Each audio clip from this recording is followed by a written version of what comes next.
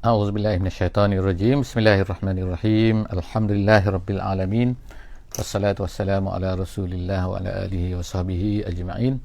Bersyukur pada Allah Subhanahu wa taala. Pagi ni kita dapat bersama-sama lagi kembali dalam sesi tadabbur harian. Insya-Allah hari ini kita akan bersama-sama di muka surat yang ke 99. Insya-Allah 99 hari ini kita akan bersama-sama di surah An-Nisa ayat 128 sehingga ayat 134. Ayat 128 sehingga ayat 134 daripada surah An-Nisa. Muka surat 99 insya-Allah kalau kepada sesiapa yang ada, insya-Allah kalau boleh tuliskan di bawah insya-Allah. Muka surat 99. Hari ini insya-Allah kita akan melihat beberapa guidance daripada Allah Subhanahu wa taala. Waalaikumsalam warahmatullahi wabarakatuh.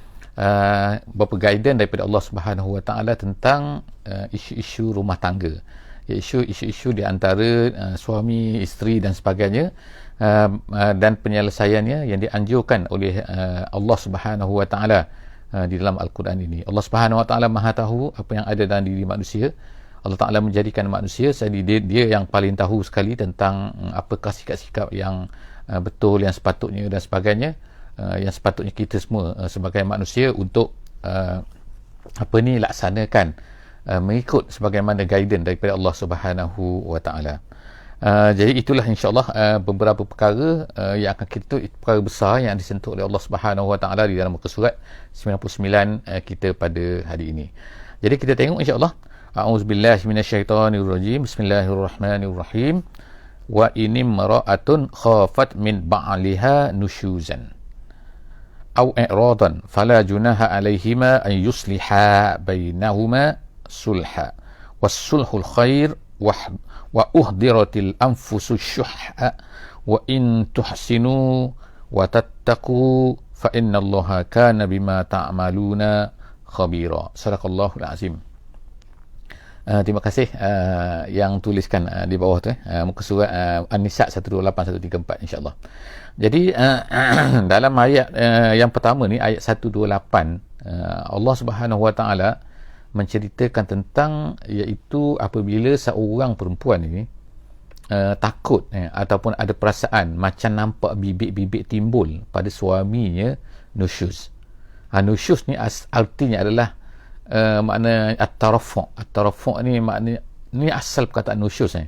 Perkataan nusyuz ni biasanya kita gunakan untuk bila seorang lelaki terhadap perempuan, terhadap isterinya. Tapi sekarang ni kita akan lihat bahawa nusyuz ini Allah Ta'ala gunakan sebenarnya juga apabila seorang perempuan ini, seorang isteri merasai sesuatu terhadap suami dia. Bila dia tengok suami dia ni rasa macam lain macam apa, macam ada kata-kata dia ke, ataupun Allah Ta'ala sebut sini i'radan. I'radan ni berpaling. Maknanya berpaling ni macam dia macam dah tak bercakap banyak dah. Dulu macam okey, sekarang dia macam ada tanda pelik-pelik lah itu kan. Bila seorang isteri tu merasai macam, ataupun dia ungkapkan dah, kata ulama kata kau dah macam dah tua dah, macam tu seolah kata kan. Ini disebutkan oleh ahli tafsir, saya sebutkan saja kan, insya-Allah disebutkan. Ada beberapa riwayat yang menyebutkan tentang bagaimana ayat ini turun. Jadi ayat ini turun, yang pertamanya kata adalah kerana yang masyhurnya ialah Nabi sallallahu alaihi wasallam pernah pergi berjumpa dengan Saudah. Jadi Saudah binti Zam'ah, iaitu isteri Nabi sallallahu alaihi wasallam yang sejak daripada Mekah lagi. Jadi semasa di Mekah ni Nabi sallallahu alaihi wasallam mula-mula berkahwin dengan Khadijah, dan kemudian selepas itu berkahwin dengan Saudah binti Zam'ah. Jadi Saudah ni yang kematian suami dia di Habasyah. Jadi dia ni seorang yang telah berumur. Jadi bila sampai ke Madinah, maka lama tu Nabi SAW lepas tu berkahwin dengan Aisyah radhiyallahu anha. Jadi sekali tu Saudah ni merasai bahawa dia takut bahawa Nabi SAW akan menceraikan dia, tapi tak nak ceraikan dia pun, tapi dia rasa. Jadi lepas daripada itu dia telah berkata kepada Nabi, dia berikan giliran dia tu kan, dia sepatutnya kena ada giliran, iaitu apabila seorang lelaki berkahwin dengan lebih daripada seorang isteri, maka dia kena bahagikan giliran tu. Satu hari ke, seminggu ke, ikutlah terpulang pada dia cara dia pembahagian tu. Jadi dia takut Nabi SAW ni dah tak minat pada dia dan sebagainya. Jadi akhirnya dia berkata kepada Nabi SAW, aku berilah giliran aku ni kepada Aisyah. Jadi maknanya tak payahlah Nabi SAW tak perlu datang pada aku, maknanya sebab aku dah beri pada Aisyah. Jadi akhirnya turun ayat ni. Itu yang popular lah kan.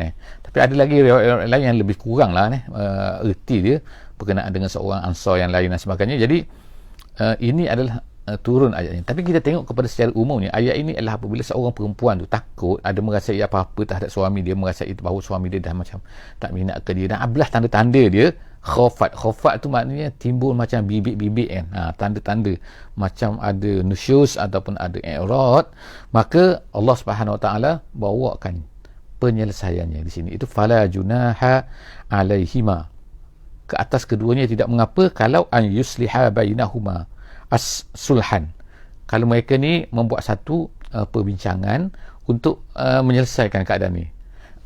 Jadi maknanya seorang isteri tu boleh berkata kepada suami dia, sama ada dia beri giliran dan tadi, ataupun dia buatlah apa-apa kan, dia kata tak perlu lagi lah nafkah untuk aku dah ada duit sendiri tak.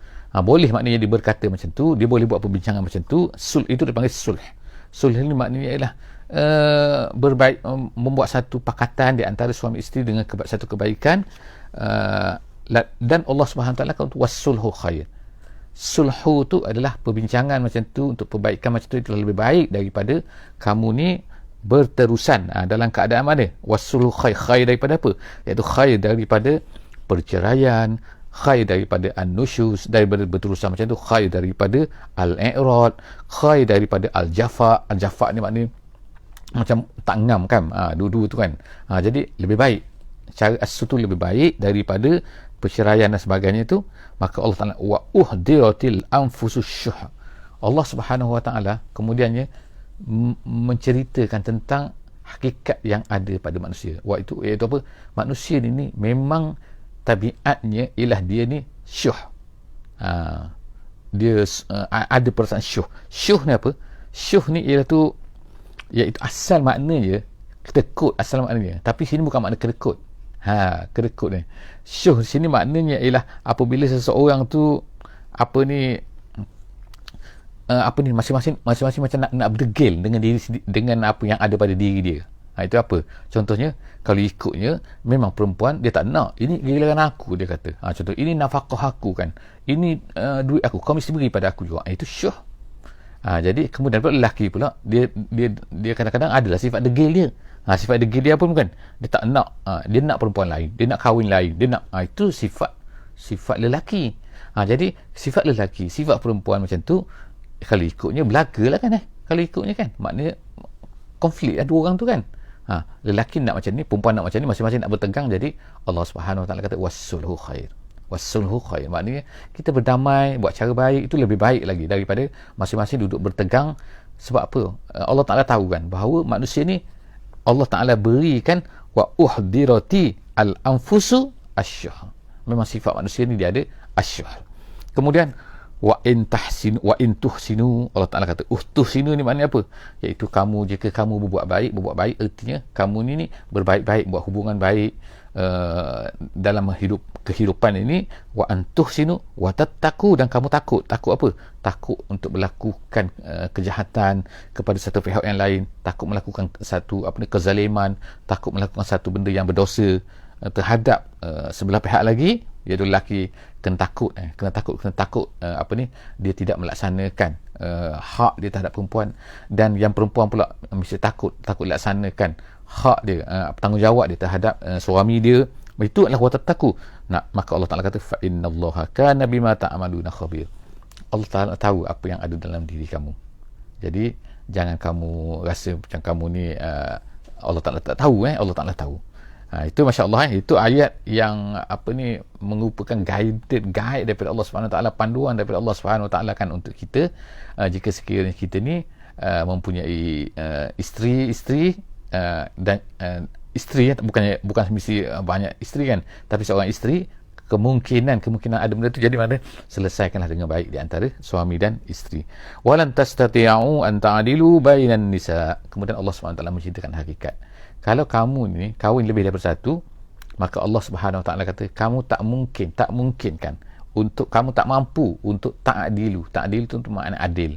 Adil tu artinya ialah tusawu, iaitu kamu menyamakan dalam kasih sayang. Tak mungkin kan. Jadi perempuan pun kena faham, lelaki pun kena faham ini. Maknanya Nabi SAW pun dalam riwayat ni katakan bahawa Nabi SAW pun kasih sayang terhadap isteri-isteri ni tak sama. Tetapi kan Allah SWT kata bainan nisa, maknanya di antara sama-sama isteri-isteri kamu tak kamu mungkin mampu kan. Walau harastum, walaupun kamu nak. Maknanya kamu cuba, misalnya kata nak berikan kasih sayang ini 10%. Kalau katakan isteri ada 4 lah kata, nak bagi 25%, exact 25%, tak mungkin. Mesti ada sayang ni lebih sikit, ni kurang sikit ni. Itu adalah perkara biasa yang Allah SWT sebutkan.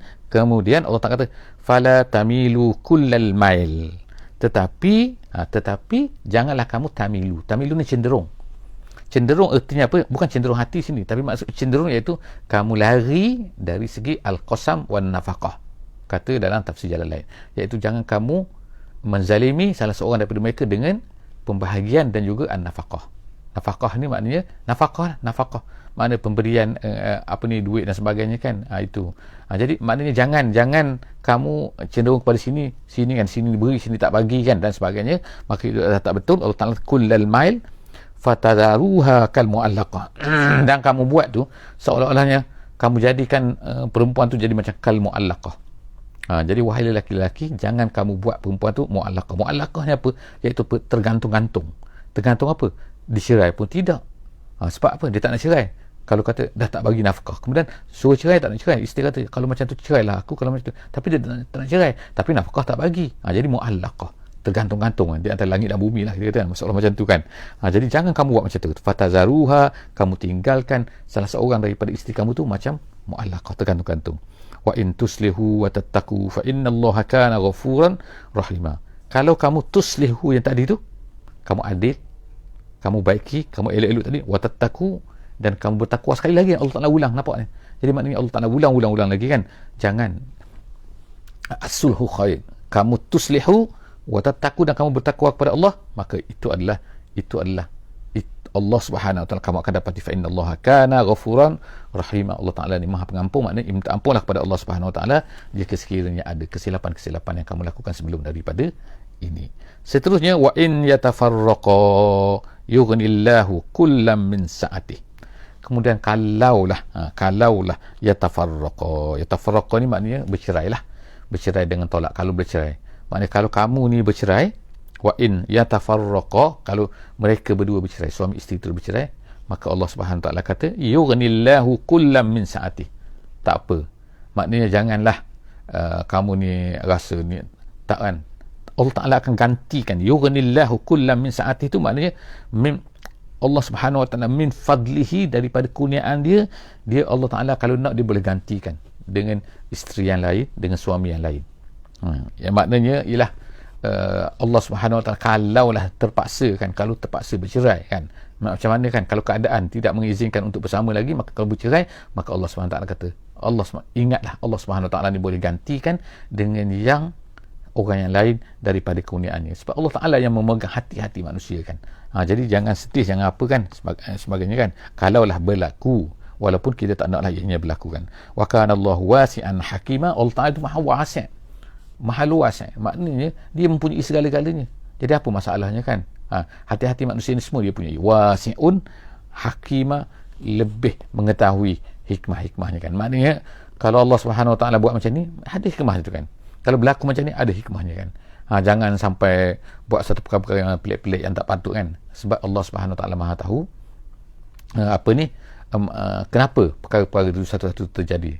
Maka jika sekiranya perkara itu tidak haram, maka tak mengapa kita redha, dan kita yakinlah Allah Subhanahu wa taala akan menggantikan dengan satu benda yang baik lagi, insya-Allah. Walillahi ma fis samawati wa ma fil ard. Seterusnya Allah Subhanahu wa taala menceritakan pula tentang perkara ni ulang sekali lagi. Ulang. Kalau kita tengok dalam Quran banyak Allah Taala sebut perkara ni. Iaitu apa? Allah Taala sebut walillahi ma fis samawati wa ma fil ard. Iaitu bagi Allah lah. Apa yang ada di langit, apa yang ada di bumi. Apa yang ada di langit, apa yang ada di bumi. Allah Subhanahu wa taala banyak ulangkan dalam Quran. Dialah. Dalam tafsir jalan lain dia akan kata bila Allah Taala sebut macam ni, Maksudnya apa? Ada maksud tiga kan? Tiga maksud. Iaitu lillahi, bagi Allah, iaitu mulkan. Iaitu milik Allah lah subhanahu wa ta'ala. Apa yang ada di langit, apa yang ada di bumi. Itu nombor satu. Yang kedua, dalam tafsir kata, iaitu abidan. Abidan artinya maknanya hamba. Semua yang ada di langit dan ada di bumi, semua adalah merupakan hamba Allah subhanahu wa ta'ala. Dan kemudian khalqan, penciptaan. Maknanya dia yang mencipta, dia yang memiliki, dan semua itu adalah menjadi hamba kepada Allah SWT. Itu maksud lillah. Setiap kali disebut lillah. Jadi kenapa Allah Ta'ala sebut lillah ni? Hikmahnya kita tengokkan. Yang tadi Allah Ta'ala sebutkan sebelum daripada ni, iaitu ayat 130 tu, Allah Ta'ala kata kalaulah berlaku perceraian, walaupun kita tidak kendaki perkara tu kan, kalaulah berlaku perceraian, maka Allah Subhanahu Wa Ta'ala boleh gantikan dengan seorang, mungkin seorang lelaki lain, seorang perempuan lain kepada kamu. Dan Allah Ta'ala itu dia kata wasi'. Allah Ta'ala tu luas.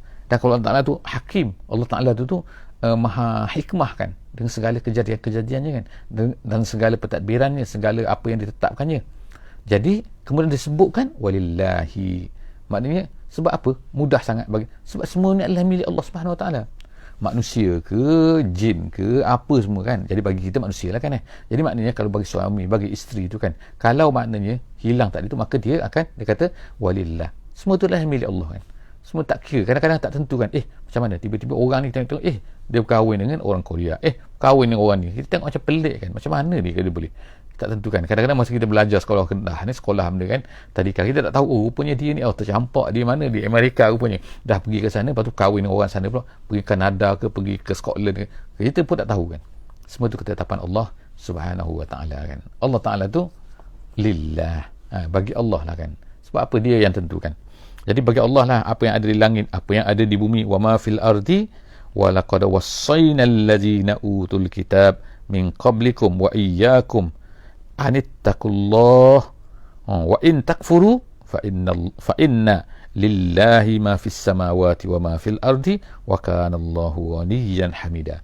Kita tengok pula sekarang ni Allah Subhanahu Wa Ta'ala mulakan walillahi, bagi Allah Ta'ala, milik Allah lah. Semua tu adalah dia punya. Kemudian Allah SWT sebut sini walaqad wassayna. Allah Ta'ala ceritakan kami telah wasiatkan. Wasiatkan artinya ialah kami telah beri peringatan, kami telah arahkan. Walaqad wassayna allazina utul kitab, orang-orang yang diberi kitab. Ni sekarang ni cerita pasal Islam dan juga kufur kan. Maknanya sebelum dia, orang-orang sebelum daripada ni, cerita lain sikit lah daripada lelaki dan perempuan tadi kan. Allah SWT sebutkan bahawa orang-orang sebelum daripada kamu ni, iaitu orang-orang ahli kitab, orang Yahudi dan Kristian lah, mereka ni Allah Ta'ala telah berikan, sebutkan, suruh mereka ni supaya apa? Wassaynal ladzina utul kitab min qablikum wa iyyakum anittaqullah. Allah Ta'ala benda yang sama kita tengok kan. Orang ahli kitab dulu dengan kamu sekarang ni, semua tu telah diarahkan supaya anittaqullah, takut pada Allah. Maknanya bukan hanya bertuhan kepada Allah Ta'ala saja, bukan mengakui Allah Ta'ala sebagai Tuhan dan kemudian tidak takut kepada Allah Subhanahu Wa Ta'ala. Tak, takut kepada Allah. Jadi mereka pun dulu pun kena takut kepada Allah. Kita pun Allah Ta'ala wassayna apa ni, suruh kita ni, diminta kepada kita supaya takut kepada Allah Subhanahu Wa Ta'ala. Wa in takfuru. Dan kemudian Allah Ta'ala teruskan sebutkan wa in takfuru. Maka ni maknanya, dan Allah Ta'ala katakan juga kepada kamu dan kepada mereka. Maknanya kan Allah Ta'ala kata wa qulna lahum wa lakum. Dalam tafsir kata qulna, kami katakan juga kepada mereka dan juga kepada kamu. Apa Allah Ta'ala kata? In takfuru, kalau kamu kufur, maknanya kamu tak nak ikut Allah, kamu enggan, kamu bantah, kamu melawan apa suruhan Allah Subhanahu Wa Ta'ala, fa inna lillahi ma fis samawati wa ma fil ardi. Ingat, Allah Ta'ala ingatkan sekali lagi. Tengok kan dalam ayat yang sama 131 ni, dua kali Allah Ta'ala sebutkan. Walaupun kita kata ayat yang tadi tu walillah yang pertama tu dari kaitan dengan ayat sebelumnya, tapi Allah Ta'ala letakkan sini juga kan, supaya kurung, nampak tak kurung, makna depan di belakang. Allah Ta'ala kata bagi Allah, milik Allah bagi milik Allah lah. Kalau kamu tak bertakwa, kamu nak kufur juga, kamu nak lari ke mana? Kamu buat ada di tengah-tengah kan. Milik Allah, semua tu adalah milik Allah. Sedangkan kalau yang kamu sembah pun Allah Ta'ala punya juga. Kamu sembah batu, Allah Ta'ala punya. Kamu kufur kepada Allah, kufur pergi ke mana? Kufur kepada yang lain, kepada selain daripada Allah, Allah punya juga benda tu kan. Jadi kamu nak lari di mana? Artinya kan. Jadi Allah SWT kata kalaulah kamu kufur fa inna lillahi, ingat kan, Semua tu milik Allah, apa yang ada di langit, apa yang ada di bumi, wa ma fil ardi wa kana Allahu ghaniyan hamida. Allah tu ghani, Allah tu maha kaya. Makna maha kaya ni tak perlu kepada ibadat kamu. Kalau kamu nak kufur, kamu tak nak beribadat kepada Allah, kamu tak takut pada Allah, kamu ingat kamu bolehlah tak. Allah Ta'ala tak perlu kepada ibadat kamu. Tapi Allah Ta'ala nak minta kepada kita ni, suruh kita ni supaya kita ni adalah untuk diri kita, pahala untuk diri kita. Kalau kita tak ikut perintah Allah, semua makhluk atas dunia, semua apa ni manusia atas dunia ni tak nak ikut Allah Subhanahu Wa Ta'ala, Allah Ta'ala tak efek apa-apa pun. Allah Ta'ala tetap berkuasa, Allah Ta'ala tetap tak ada masalah. Kamu yang masalah sebenarnya. Jadi Allah Ta'ala kata wa kafa billahi wakila, cukuplah Allah, minta maaf, ghaniyan hamida. Hamida tu maknanya mahmudun. Walillahi ma fis samawati wa ma fil ardi wa kafa billahi wakila. Tengok Allah Ta'ala ulang lagi, walillah. Dah berapa kali dah kita tengok kan? 3 kali, nampak tak? Dan 2 ayat ni 3 kali. Ayat kemudian bersambung lagi, perkara yang sama juga Allah Ta'ala katakan walillahi ma fis samawati wa ma fil ardi wa kafa billahi wakila. Jadi sebab itulah maknanya Allah Ta'ala peringatan tentang apa ni, walillah ni, walillah ni satu benda yang besar kan, iaitu kita kena ingat Allah Ta'ala milik Allah kan, semua ni benda Allah Ta'ala punya. Allah Ta'ala punya kan, kita bukan kita punya, kita ni diberi amanah saja kan, dan sebagainya kan, dalam semua benda walillah kan, bagi Allah apa yang ada di langit, apa yang ada di bumi. Seterusnya dalam ayat yang sebelum akhir 133 yasha yuzhibukum ayyuhan nas wa ya'ti bi akharin. Kalau kita baca ayat ni lah kan, maknanya ayat ni semacam kita nak kata tak apalah, macam tu. Kalau manusia ni dia akan kata macam mana kan, nampaknya bila kita suruh seseorang, kita minta seseorang kan, tapi dia tu degil, contoh kan, kalau manusia kan degil, dia tak nak buat juga kan. Kalau Allah Ta'ala kata tak apalah, kalau macam tu kita akan kata kan, kamu tak nak buat, sudah, aku cari orang lain. Kalau seseorang pekerja, katakan dia bekerja dengan kita suruh dia buat, dia tak nak buat, kita suruh dia buat, dia tak nak buat, suruh dia tak buat, dia tak nak. Maka apa kita kata, kita tak apa, aku cari orang lain lah, aku cari pekerja lain. Allah Subhanahu Wa Ta'ala jadikan kita ni bukan pekerja. Bukan maknanya kita ni, tapi kita ni lah yang diciptakan oleh Allah Subhanahu Wa Ta'ala. Kalau Allah tak ciptakan kita ni tak ada. Jadi Allah Ta'ala minta kepada kita supaya menyembah dia. Dia beri pula kepada kita macam-macam benda, dengan oksigen, dengan apa, dengan nyawa, dengan apa semua kan, kepada kita kesihatan semua. Tiba-tiba kita ni enggan, kita tak nak pula tu menjadi hamba Allah Subhanahu Wa Ta'ala. Jadi Allah Subhanahu Wa Ta'ala kata tu, iyasha yuzhibukum ayyuhan nas. Kalau dia kehendaki, ayyuhan nas, wahai manusia ayyuhan nas, iyasha, kalau Allah Ta'ala kehendaki, yuzhibukum maknanya menghapuskan kamu, mematikan kamu, menghilangkan kamu daripada muka bumi ni. Allah Ta'ala kalau dia nak, dia boleh buat macam tu, yuzhibukum. Lepas tu wayati bi akharin, dia boleh bawa benda lain kan, kamu ke, bawa manusia lain ke, bawa makhluk lain ke. Kalau Allah Ta'ala nak, boleh dia matikan semua manusia ni, kamu degil sangat, maka kemudian dia bawa makhluk lain lah nak jadi hamba dia kan, terpulang pada Allah Subhanahu Wa Ta'ala. Kalau dia nak, dia boleh buat macam tu kan. Jadi kita ni, yang kita degil sangat ni dengan Allah ni, kenapa? Jadi kita nak kufur dengan Allah, kita tak nak bertakwa kepada Allah. Itulah Allah Ta'ala kata, ancam ni, wa kana Allahu ala kulli shay'in qadir. Allah Ta'ala mampu semua tu kalau nak buat macam tu. Ayat yang terakhir, man kana yuridu sawabad dunya fa indallahi sawabad dunya fa indallahi sawabud dunya wal akhirah wa kana Allahu sami'an basira. Tu last, ayat last pada muka surat kita hari ni, 99. Esok kita masuk muka surat 100 Allah Ta'ala kata yang terakhir dalam muka surat ni, Allah Ta'ala kata man kana yuridu sawabal dunya fa indallahi sawabud dunya wal akhirah. Siapa nak pahala dunia, maknanya kalau kita kata sini, siapa yang nak pahala dunia, aku akan beri. Siapa yang nak dunia, maknanya kan, dalam hadis Nabi SAW kata, man kanat hijratuhu li dunya yusibuha aw imra'atin yankihuha fa hijratuhu ila ma hajara ilaihi. Dalam hadis ni yang masyhur kan, Nabi SAW kata, siapa yang mana hijrahnya kerana dunia ataupun kerana perempuan, maka dia akan dapat apa yang dia nak tu, tapi dia tak akan dapat apa daripada Allah Subhanahu Wa Ta'ala, dia tak akan dapat pahala. Tapi sesiapa yang berhijrah, pergi satu tempat ataupun buat apa saja kan kerana Allah, maka dia akan dapat pahala daripada Allah. Jadi Allah Subhanahu Wa Ta'ala sini, Allah Ta'ala kata bagi Allah ni, Allah nak sediakan pahala dunia dan akhirat, sawabud dunya wal akhirah. Allah Ta'ala ada maknanya Allah Ta'ala nak beri pada kamu, tapi tiba-tiba kamu nak dunia saja. Tak ke kamu ni pelik kan? Allah Ta'ala ada dua-dua, kamu nak satu saja, nak dunia pula tu sekejap habislah kan. At least ni maknanya kalau lah hebat-hebat pun kamu mati habislah. Bila kamu mati habislah dunia ni kan. Kamu tak boleh dapat nikmat walaupun harta kamu bilion pun, kalau kamu mati kamu boleh manfaat daripada harta kamu, tak dapat. Even kalau kamu sakit pun kamu tak boleh nak ambil manfaat dah, tak boleh nak makan dengan baik dah kan. Dah tak ada perasaan, kena COVID kan, tak ada rasa dah kan. Nak makan durian, makan apa macam tak ada rasa apa pun.